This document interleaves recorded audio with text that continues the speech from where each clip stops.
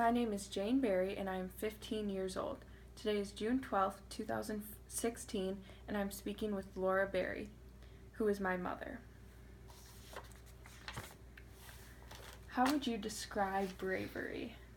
I think bravery is doing something that maybe everybody else isn't doing or willing to do. Standing up for something, even if other people don't agree with it, but not being afraid to kind of take a risk or a chance. Yeah, I definitely agree with that. Do you think that bravery can only be large actions or small things done by ordinary people?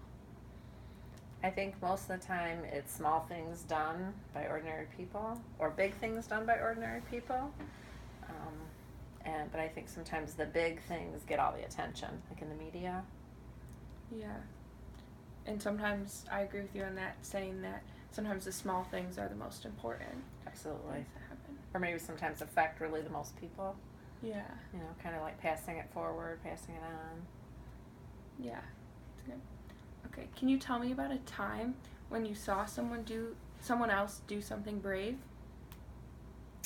Yeah, I think that a good friend of mine about 20 years ago, she was married, she had two small children.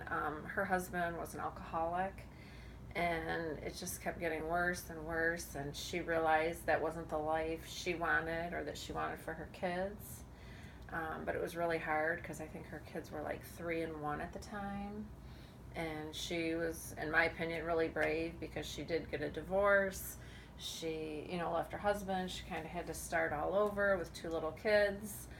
She raised them.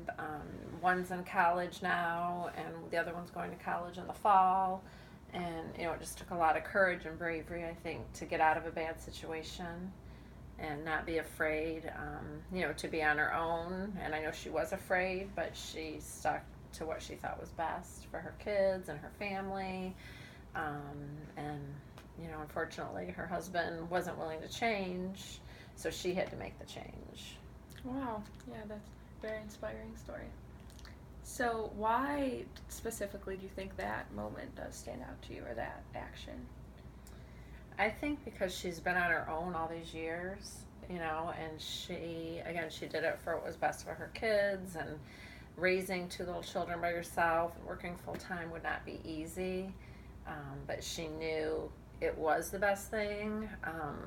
Even after they got divorced, or that her ex-husband kept trying to reconcile with her, and he would go to rehab, and he'd be sober for a little bit, and then he would drink more, and then he started gambling and smoking marijuana, and she just kept, even though she still loved him, she really wanted to be with him, she knew she couldn't do it. And the kids would beg, they loved their dad, they wanted to be with their dad, and she just knew she couldn't go back. And I think that would be really hard to keep being brave when it'd be easier maybe to get back together, but she didn't trust him, she didn't think she could do it.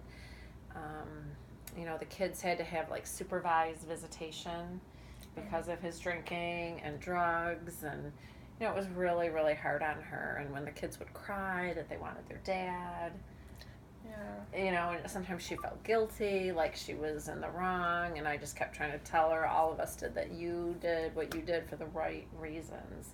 And I think now that her kids are older, they realize, but like at the time, they would tell her she was mean, why couldn't they be with their dad? Yeah. He would blame her, your mom doesn't want me around, your mom won't let me do this. And, she had to be brave, courageous, and kind of stand on her own and stick to what she knew was right. And like I said, now her kids know and understand. But when they're so little, and she tried hard not to make him like a bad person in front of the kids. And I think that's really brave, because I think we tend to he's a jerk, he's bad, and she never said anything negative about him. She would tell the kids, oh, he's sick, he needs help, but she never made him like the villain. She was really brave and just said it wasn't right for her. Wow. Yeah.